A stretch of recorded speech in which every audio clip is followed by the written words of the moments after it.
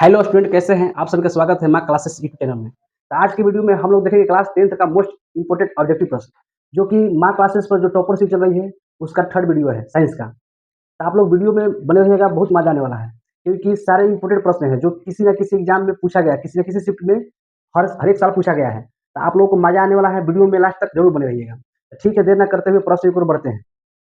First प्रश्न है कि निम्न में कौन अवकारक है बाबू? बहुत इंपॉर्टेंट प्रश्न है कि निम्न में कौन अवकारक है? तो H2S जो है, H2S वो अवकारक है, इसलिए ऑप्शन नंबर डी बिल्कुल सही है। H2S क्या है? अवकारक है, एक बहुत अच्छा अवकारक है H2S। पूछा जाता है कि अवकारक कौन है, तो H2S बहुत अच्छा अवकारक है ना, इसलिए ऑप्शन नंबर डी है। बहुत इंपॉर्टेंट प्रश्न है बाबू कि साग सब्जियों को विघटित होकर कंपोस्ट खाद बनना किस प्रकार की क्रिया है? तो बाबू है ये है उष्माक्षेपी अभिक्रिया। क्या है? उष्माक्षेपी, इसलिए ऑप्शन नंबर जो बी है वो बिल्कुल सही है, उष्माक्षेपी अभिक्रिया। जब साग सब्जी विघटित होकर टूट कर कंपोस्ट बनते हैं तो वहाँ पर उष्मा निकलता है, इसलिए बी नंबर ऑप्शन बिल्कुल सही है, उष्माक्षेपी है ना। बी नंबर ऑप्शन क्या है? बिल्कुल सही है। आप लोग वीडियो में जरूर बने रहिएगा, बहुत मजा आने वाला बाबू। देखिए ये भी बहुत मोस्ट इंपोर्टेंट प्रश्न है, तो आप लोग इसका ऑप्शन बताइएगा, आंसर क्या होगा, कमेंट बताइए इसका आंसर क्या होगा। कि अधातु का ऑक्साइड होता है बाबू, अधातु का ऑक्साइड होता है, तो हम बताए थे अधातु में अ लगा है, इसलिए इसका ऑक्साइड अम्लीय होगा, इसलिए ऑप्शन नंबर क्या है? बी बिल्कुल सही है, अम्लीय। और धातु का ऑक्साइड क्या होता है? अम्लीय। पूछा गया प्रश्न था कि धातु का ऑक्साइड क्या होता है? धातु ऑक्साइड क्या होता है? क्षारीय होता है। धातु ऑक्साइड क्या होता है? क्षारीय। और धातु ऑक्साइड क्या होता है? अम्लीय, है ना। बाबू सारे मोस्ट इंपोर्टेंट प्रश्न है, इसलिए वीडियो में लास्ट तक देखिए। बाबू प्रश्न है कि बैटरी का अम्ल है, यानी बैटरी में किस अम्ल का प्रयोग किया जाता है ना, ऐसे प्रश्न पूछता है बैटरी में किस अम्ल का प्रयोग किया जाता है। तो होता है बाबू सल्फ्यूरिक अम्ल, लेकिन सांद्र सल्फ्यूरिक अम्ल ना। कौन सल्फ्यूरिक अम्ल? सांद्र, इसलिए ऑप्शन नंबर सी बिल्कुल सही है। बैटरी में कौन सा अम्ल का प्रयोग होता है?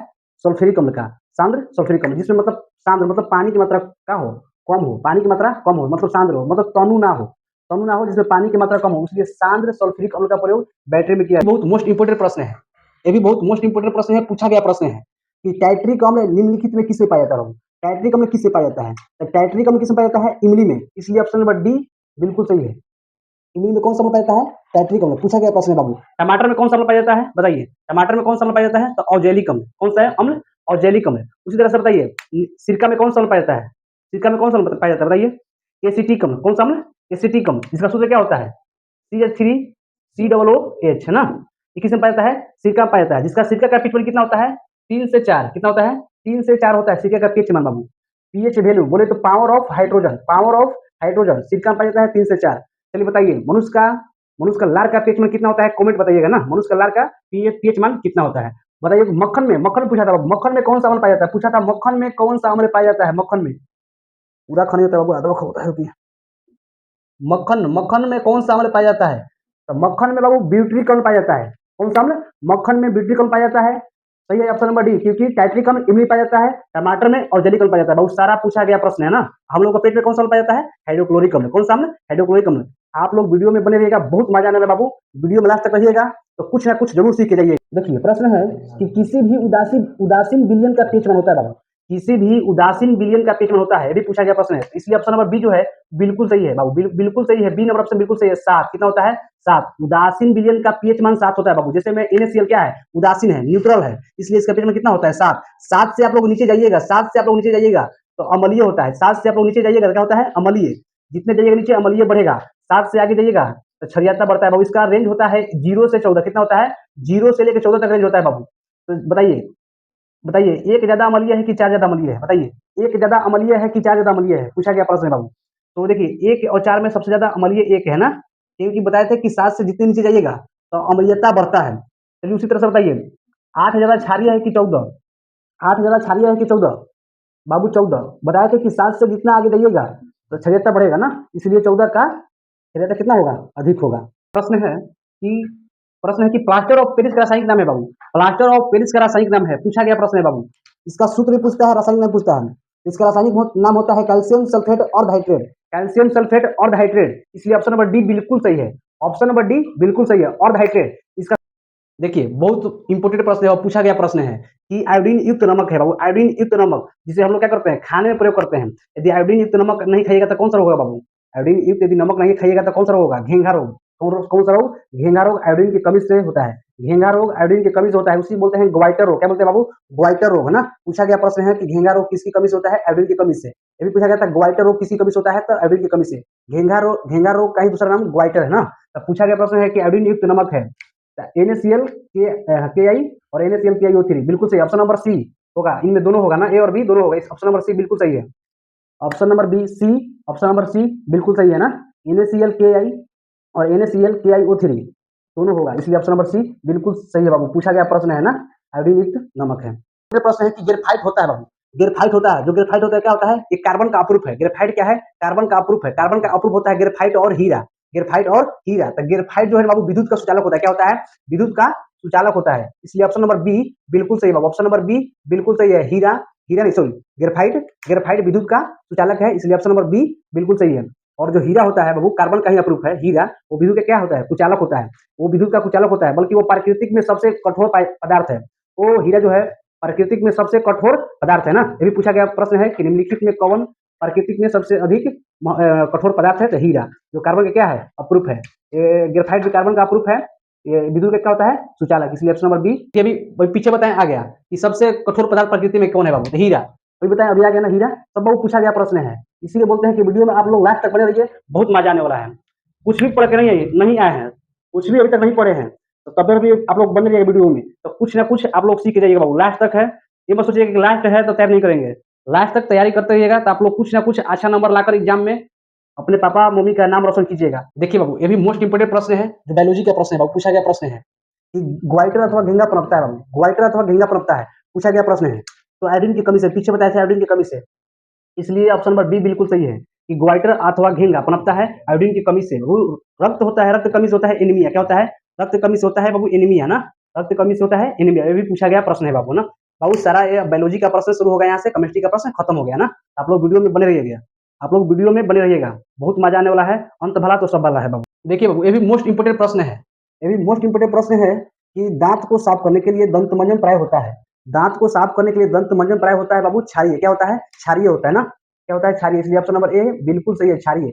जो हम लोग को टूथपेस्ट होता है, जो टूथपेस्ट जिससे हम लोग ब्रश करते हैं, वो क्या होता है, क्षारीय होता है ना। जो हम लोग भोजन खाते हैं वो अम्लीय होता है ना, क्या अम्लीय होता है, दांत में बढ़ जाता है। जिससे जब अम्लीय होता है और क्षारीय होता है टूथपेस्ट, जिससे ब्रश करते हैं तो क्या होता है, उदासीन, जिससे हम लोग का दांत क्या होता है, उजला हो जाता है, चमकने लगता है ना। जब आप लोग कभी भी चॉकलेट खाकर रात में सोते हैं, तो कम से कम आप लोग एक बार ब्रश कर लीजिए, नहीं तो क्या होगा, उस पर बैक्टीरिया बढ़ जाएगा, आपका दांत खराब हो सकता है ना। क्या हो सकता है, खराब हो सकता है। इसलिए आप लोग जो मीठा खा रहे हैं रात में, तो एक बार ब्रश जरूर कर लीजिए, ना तो अच्छा से दांत को साफ कर लीजिए। टूथपेस्ट क्या होता है, क्षारीय। पूछा गया प्रश्न है कि टूथपेस्ट क्या होता है, क्षारीय। तो दंत मंजन को साफ करने के लिए प्राय क्या होता है, क्षारीय, इसलिए ऑप्शन नंबर ए बिल्कुल सही है। ऑप्शन नंबर ए बिल्कुल सही है। ये भी मोस्ट इंपोर्टेंट प्रश्न है बाबू। पूछा गया प्रश्न है कि किस प्रकार की श्वसन में अधिक ऊर्जा मुक्त होती है। ये पूछा गया प्रश्न है कि किस प्रकार की श्वसन में अधिक ऊर्जा मुक्त होती है, तो वह है वायु। क्या है, वायु, इसलिए ऑप्शन नंबर ए क्या है, बिल्कुल सही है।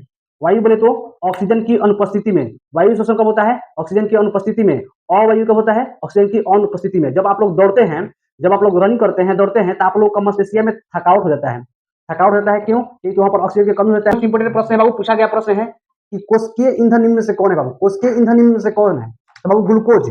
ग्लूकोज क्या है, कोशिकीय ईंधन है, इसलिए ऑप्शन नंबर क्या, बी बिल्कुल सही बाबू। ऑप्शन नंबर बी बिल्कुल सही है। अब ग्लूकोज कोशिकीय ईंधन कैसे है बताते हैं। ग्लूकोज को याद रखने के लिए कैसे कोशिकीय ईंधन है, देखिएगा, जब भी खिलाड़ी मतलब थक जाता है तो क्या लेता है, ग्लूकोज लेता है, जिससे मतलब क्या हो जाता है, फिर से तैयार हो जाता है, मतलब खेलने के लिए, मतलब उसके पास एनर्जी पुनः आ जाता है, तो ग्लूकोज के माध्यम से आता है, इसलिए ग्लूकोज को कोशिका का ईंधन कहा जाता है, इसलिए ऑप्शन नंबर बी क्या है, बिल्कुल सही है। देखिए, ये भी मोस्ट इंपोर्टेंट प्रश्न है बाबू, पूछा गया प्रश्न है, तो इसलिए बोलते हैं कि वीडियो में बन रही है। देखिए, फ्लोएम उत्तरदायी है बाबू, फ्लोएम उत्तरदायी ये बाबू होता है पौधा में। क्या किस होता है, पौधा में। ये होता है फ्लोएम, ये होता है जाइलम। ये होता है फ्लोएम, ये होता है जाइलम। तो फ्लोएम होता है भोजन के लिए, फ्लोएम होता है भोजन के लिए उत्तरदायी, इसलिए ऑप्शन नंबर बी क्या है, बिल्कुल सही है। ऑप्शन नंबर बी बिल्कुल सही है। फ्लोएम जो होता है बाबू, भोजन को ले जाता है, भोजन को ले जाता है ना। भोजन जब बनता है, भोजन उसको एक भाग से दूसरे भाग में ले जाता है फ्लोएम। और वही जल, जल जमीन से, धरती से जल कहाँ जाता है, ऊपर की ओर ले जाता है जाइलम। जल का परिवहन कौन करता है, जाइलम, और भोजन का परिवहन कौन करता है, फ्लोएम, इसलिए ऑप्शन नंबर बी बिल्कुल। बहुत मोस्ट इंपोर्टेंट प्रश्न है।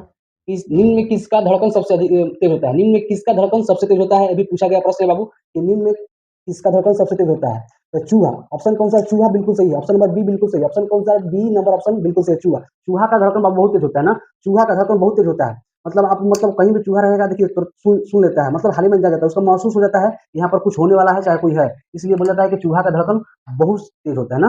ऑप्शन नंबर बी बिल्कुल सही है। देखिए देखिए, ये भी प्रश्न जो है मोस्ट इंपोर्टेंट प्रश्न है बाबू की रुधिर है। रुधिर है, रुधिर बोले तो ब्लड, ब्लड बोले तो खून, खून है बाबू की। खून क्या है, एक संयोजित ऊतक है। क्या है, तरल संयोजित ऊतक, इसलिए ऑप्शन नंबर जो सी है वो बिल्कुल सही है। ऑप्शन नंबर जो सी है वो बिल्कुल सही है। पूछा गया प्रश्न है कि रुधिर है, रुधिर क्या है, एक संयोजित ऊतक है। बायोलॉजी का मोस्ट इंपोर्टेंट प्रश्न है बाबू, पूछा गया है कि मानव में डायलिसिस थैली होता है बाबू। पूछा गया प्रश्न है कि मानव में डायलिसिस थैली होता है बाबू, तो होता है नेफ्रॉन। क्या होता है? नेफ्रॉन। इसी को बाबू ब्रिक बोलते हैं ना, कृत्रिम ब्रिक, नेफ्रॉन। इसलिए ऑप्शन नंबर ए बिल्कुल सही है। इसी को बोलते हैं ब्रिक ना, नेफ्रॉन। क्या बोलते हैं? बाबू ये भी मोस्ट इंपोर्टेंट प्रश्न है कि मनुष्य में ब्रिक निम्न में से किससे संबंधित है? मनुष्य में ब्रिक निम्न में से किससे संबंधित है? ये भी पूछा गया प्रश्न है। तो ये बाबू उत्सर्जन से संबंधित है। ये किससे? उत्सर्जन से। इसलिए ऑप्शन नंबर डी जो है बिल्कुल सही है, ब्रिक। ब्रिक का काम ही है बाबू उत्सर्जन करना, मूत्र को बाहर निकालना, मूत्र को मूत्राशय थैली से बाहर निकालना किसका काम है? ब्रिक का ना। तो ब्रिक उत्सर्जन का काम करता है। ये मनुष्य में उत्सर्जन का काम करता है ब्रिक, इसलिए ऑप्शन नंबर डी बिल्कुल सही बाबू। ये जितना बाबू प्रश्न था बायोलॉजी का प्रश्न था, पीछे जो प्रश्न कराया था केमिस्ट्री का प्रश्न था, अब शुरू होगा वो फिजिक्स का प्रश्न। अब शुरू होगा फिजिक्स का प्रश्न, जो कि बाबू मोस्ट इंपोर्टेंट प्रश्न है, जो हर एक बार एग्जाम में पूछा गया है। इसलिए आप लोग वीडियो में जरूर बने रहिएगा, बहुत मजा आएगा। वीडियो को लास्ट तक जरूर देखिए। प्रकाश किरणें गमन करती है लोग, प्रकाश किरणें गमन करती है तो सीधी रेखा में, किसमें गमन करती है? सीधी रेखा में। इसलिए ऑप्शन नंबर ए जो है वो बिल्कुल सही है। ऑप्शन नंबर ए बाबू बिल्कुल सही है, सीधी रेखा में गमन करती है प्रकाश। प्रकाश किरणें सीधी रेखा में गमन करती है। ये भी पूछा गया प्रश्न था कि सूर्य से आने वाली किरणें, सूर्य से आने वाली किरणें किस रेखा में गमन करती है? तो सूर्य से आने वाली किरणें बाबू समानांतर होती है, समानांतर होती है और सीधी होती है ना। सूर्य से आने वाली किरणें को कौन सा किरण माना जाता है? समानांतर किरण माना जाता है। सूर्य से आने वाली किरणों को कौन सा किरण माना जाता है? समानांतर किरण। ऑप्शन नंबर ए बिल्कुल सही है कि प्रकाश सीधी रेखा में गमन करता है ना। ये भी मोस्ट इंपोर्टेंट प्रश्न है। ये भी पूछा गया प्रश्न है कि समतल दर्पण द्वारा बना प्रतिबिंब होता है बाबू। समतल दर्पण द्वारा बना प्रतिबिंब होता है। समतल दर्पण द्वारा बना प्रतिबिंब हमेशा काल्पनिक होता है, इसलिए ऑप्शन नंबर जो है बी बिल्कुल सही बाबू। समतल दर्पण द्वारा बना प्रतिबिंब काल्पनिक होता है, इसलिए ऑप्शन नंबर बी बिल्कुल सही है। देखिए बाबू मोस्ट इंपोर्टेंट प्रश्न है कि किसी समतल दर्पण द्वारा बना आवर्धन होता है बाबू। तो समतल दर्पण का आवर्धन +1 होता है। कितना होता है? +1 होता है, इसलिए ऑप्शन नंबर ए जो है बिल्कुल सही है। समतल दर्पण का आवर्धन +1 होता है बाबू। आवर्धन बोले तो क्या? आवर्धन बोले तो प्रतिबिंब की ऊंचाई और वस्तु की ऊंचाई के अनुपात को बोलते हैं बाबू। उसी को H1 और H डैश बोलते हैं ना, H डैश और H ना। ये होता है प्रतिबिंब का स्थिति और ये होता है वस्तु का स्थिति। मतलब प्रतिबिंब का ऊंचाई और वस्तु की ऊंचाई को आवर्धन बोलते हैं। आवर्धन को सूचित करते हैं बाबू एम से। कैसे? एम से। आवर्धन को इंग्लिश में बोलते हैं मैग्निफिकेशन। क्या बोलते हैं? मैग्निफिकेशन। इसलिए इसे एम से सूचित किया जाता है आवर्धन को। अब ये सब पूछा गया प्रश्न। देखिए नेक्स्ट प्रश्न है कि काल्पनिक प्रतिबिंब होता है बाबू। काल्पनिक प्रतिबिंब होता है तो काल्पनिक प्रतिबिंब सीधा होता है, इसलिए ऑप्शन नंबर ए जो है वो बिल्कुल सही है। ऑप्शन नंबर ए बिल्कुल सही है कि काल्पनिक प्रतिबिंब सीधा होता है। काल्पनिक प्रतिबिंब कैसा होता है? सीधा होता है। काल्पनिक प्रतिबिंब को पर्दे पर उतारा नहीं जा सकता है। काल्पनिक प्रतिबिंब को मतलब पर्दे पर उतारा नहीं जा सकता है ना।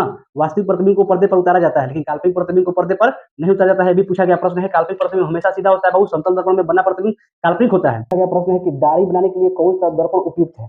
दाढ़ी बनाने के लिए किस दर्पण का प्रयोग किया जाता है बाबू? तो दाढ़ी बनाने के लिए ऑर्थो दर्पण का प्रयोग किया जाता है। दाढ़ी बनाने के लिए ऑर्थो दर्पण का प्रयोग किया जाता है, इसलिए जो ऑप्शन नंबर सी है वो बिल्कुल सही है। दाढ़ी बनाने के लिए ऑर्थो दर्पण का प्रयोग किया जाता है बाबू। ऑर्थो दर्पण का और कुछ प्रयोग किया जाता है जो बता देते हैं। ऑर्थो दर्पण का प्रयोग रोगियों के नाक, गला और कान को जांच करने में डॉक्टरों द्वारा प्रयोग किया। ये भी मोस्ट इंपोर्टेंट प्रश्न है। पूछा गया प्रश्न है कि आंख की वक्रता त्रिज्या, आंख की वक्रता त्रिज्या को कौन नियंत्रित करती है? आंख की वक्रता त्रिज्या को कौन नियंत्रित करती है? तो पश्चिमाभी मांसपेशियां। पश्चिमाभी मांसपेशियां, इसलिए ऑप्शन नंबर जो डी है वो बिल्कुल सही बाबू। ये वक्रता त्रिज्या जो आंख का मतलब जो लेंस होता है, आंख में कौन सा लेंस होता है बाबू? उत्तल लेंस। आंख में कौन सा लेंस होता है? उत्तल लेंस। ये भी पूछा गया प्रश्न है। तो जो उसका त्रिज्या होता है, मतलब जो हम लोग को मतलब विजन घबराता है देखने के दायरा, वही जो वक्रता त्रिज्या होता है बाबू, उसका नियंत्रण कौन करता है? पश्चिमाभी मांसपेशियां ना, वो नियंत्रित करता है पश्चिमाभी मांसपेशियां, इसलिए ऑप्शन नंबर डी बिल्कुल सही है बाबू। पूछा गया प्रश्न है, मोस्ट इंपोर्टेंट प्रश्न है, इसलिए प्रश्न को आप लोग मतलब याद रखिएगा। वीडियो में बने रहिए, बहुत मजा आने वाला बाबू। वीडियो में बने रहिए, बहुत मजा आने वाला है। कुछ ना कुछ आप लोग जरूर सीख लीजिएगा। एग्जाम में किसी तरह का कोई दिक्कत नहीं होने वाला बाबू। जो मार्क क्लासेस पर टॉपर सीरीज चल रहा है बाबू, लगता है उसमें आप लोग उपस्थिति बनाए रखिए। का विचलन न्यूनतम होता है बाबू। तो किस रंग का विचलन न्यूनतम होता है? लाल रंग का, इसलिए ऑप्शन नंबर ए जो है वो बिल्कुल सही है। लाल रंग का विचलन बाबू न्यूनतम होता है। अब विचलन अधिकतम किसका होता है? तो बैगनी का। किसका अधिकतम होता है बाबू? बैगनी का अधिकतम होता है। बैगनी का क्या होता है? अधिकतम होता है। बैगनी का क्या होता है बाबू? अधिकतम होता है। अभी पूछा गया प्रश्न है। इस तरंगधर्य के अंतर के कारण होता है। वो तरंगधर्य में अंतर के कारण होता है। वो भी लाल का जो तरंगधर्य होता है बाबू काफी ज्यादा होता है, 8900। कितना होता है? 8900 होता है बाबू। 8900 होता है ना। इसका जो होता है 8900 होता है तरंगधर्य लाल रंग का, इसका इसलिए इसका विचलन कम होता है। जबकि बैगनी का क्या होता है? तरंगधर्य काफी कम होता है, इसलिए इसका विचलन अधिक होता है। अभी पूछा गया बाबू प्रश्न है कि विद्युत धारा का एसआई मात्रक होता है बाबू। विद्युत धारा का एसआई मात्रक होता है तो वो होता है बाबू एम्पियर, इसलिए ऑप्शन नंबर जो डी है वो बिल्कुल सही बाबू। तो ऑप्शन नंबर डी बाबू बिल्कुल सही है, एम्पियर। विद्युत धारा का एसआई मात्रक क्या होता है? एम्पियर। विद्युत धारा किस में मापते हैं? एम्पियर में। याद रखिएगा, जब जब विद्युत धारा मापा जाता है एम्पलीफायर काम करता है, इसलिए याद रखेंगे एम्पियर ना। विद्युत धारा का एम्पियर। वही वोल्टेज मापने के लिए, वोल्टेज को क्या मापते हैं? विभवांतर को किस मापते हैं? वोल्टेज में। विभवांतर को किस मापते हैं? वोल्टेज में ना। एम्पियर को ए से, विभवांतर को वी से ना, वी से शुरू करते हैं बाबू, ध्यान रखिएगा ना। आंध्र वोल्टा, आंध्र वोल्टा के नाम पर इसका नाम पड़ा था, वो आंध्र वोल्टा के नाम पर नाम पड़ा था ना। विभवांतर कैसे मतलब क्या होता है? वोल्टेज, और किस मापते हैं? वोल्टेज में। और एम्पियर, एम्पियर किस किस मापते हैं? धारा को, विधारा को किस मापते हैं? एम्पियर में ना। अभी धारा कैसे मतलब क्या होता है? एम्पियर। सब बाबू पूछा गया प्रश्न है। को वीडियो कमेंट बॉक्स में बताइएगा कि कैसा लगा वीडियो, और जो माँ क्लासेस पर टॉपर सीरीज चल रही है उस पर बाबू बने रहिए।